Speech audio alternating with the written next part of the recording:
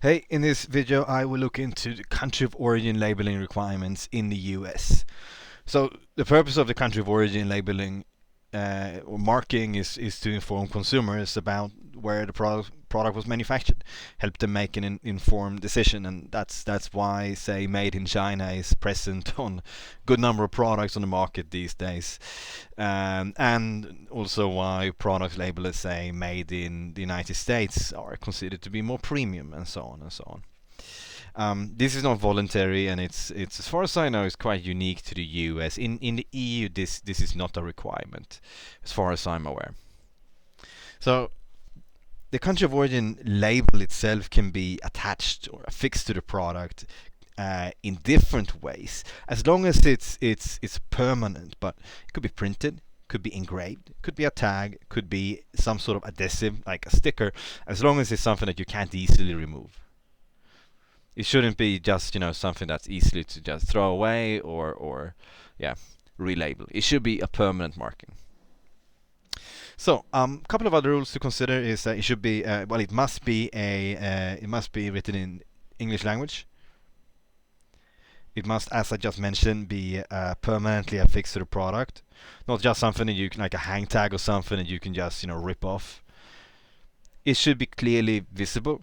You shouldn't be inside the product, or you shouldn't hide it. That's really what it comes down to. You shouldn't hide it. It should be obvious, but get a lot of questions about, okay, hey, we're making our product in, well, I'm not going to mention any country, but I guess you can figure this out. And we don't want to label it as such. Can we use this acronym, or can we just hide this label? You can't. That's the whole point of this. So no, it has to be clearly visible to the consumer. You also have to use the actual name of the countries. You can't really, invent your own acronym or anything. If it's made in China, it's made in China. Made in PRC, no, not okay. Made in C, made in Asia, made in CN, whatever. Yeah.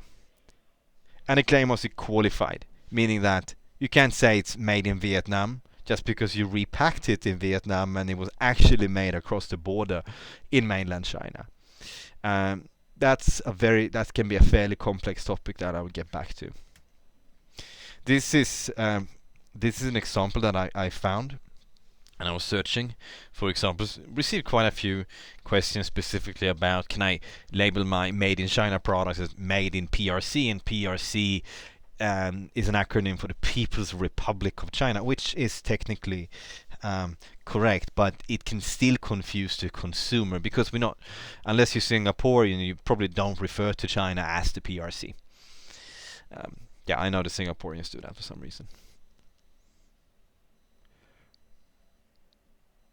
Yeah. So how is the country of origin determined? So number one, if a product is fully manufactured in a single country, then it's pretty clear. It's clear that, okay, this is the country of origin. You are producing T-shirts in the United States, and you source cotton from fabric mills using cotton harvested within the US. It's a clear case. But this is very rarely the case, though. It can be a lot more complex when a product is processed in more than one country at different levels. To give you an idea, a T-shirt that's cotton and sewn sewn in Vietnam, made of fabrics imported from China, or it could be India for that matter. Shoes manufactured in Mexico with materials from, in this case, two countries, China and Poland. Maybe the leather is, well, the PU leather is from China, and the laces from Poland, just to give an idea. Or electronics, which that's perhaps the most internationalized supply chain of all.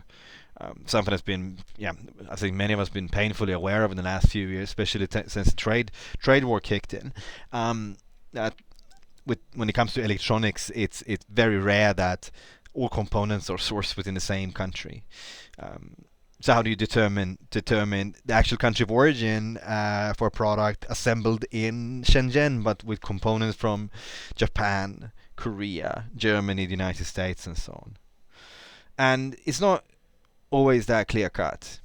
But what really matters is if the character, name, or use of the finished article was changed, meaning that okay, we got a CPU, got memory, we got the hard drive or an SSD, I guess they're using these days, and so on, from different countries, but it's assembled in China. It's made in China for that reason. That's actually where the product is made.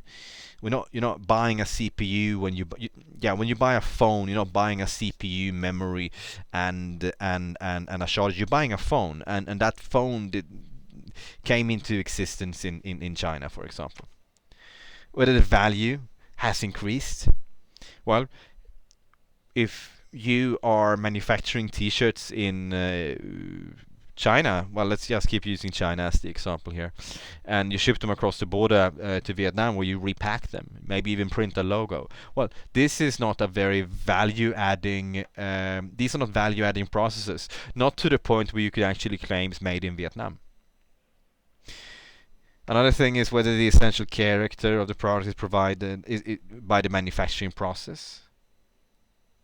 And yes, if it is a consumer product, it's not just a material, but the more processing that takes place in a certain country, and the more steps that are taken to finalize the product to what it eventually will be, definitely factors into where a product is manufactured, and also the cost. So to give a few examples, repacking a product, as said, is not substantial enough. Likewise, to dilute a product with water or freeze a product, that's something you may in the food industry, for example, not sufficient to claim that a product was manufactured in a certain country based on these factors. So how do you, as an importer, ensure that your products are correctly labeled? Now, it's not enough to go to your supplier and say, hey, I'm going to sell this in the United States. Make sure you get the country of origin right. Or even worse, assume that they even know that you need a country of origin label. That could be a disastrous mistake. See, yeah, that keeps happening. Yeah, the suppliers should know this or that, but in reality they don't. What you need to do is to give them a ready-to-print country of origin label. Okay, you give them a .ai file, Adobe Illustrator, for the product and the packaging. When it comes to the packaging, it should be built into the artwork. Okay, they should just print. Whether you need a country of origin label or not, that's not really the supplier's concern. They get a product specification from you, that's it.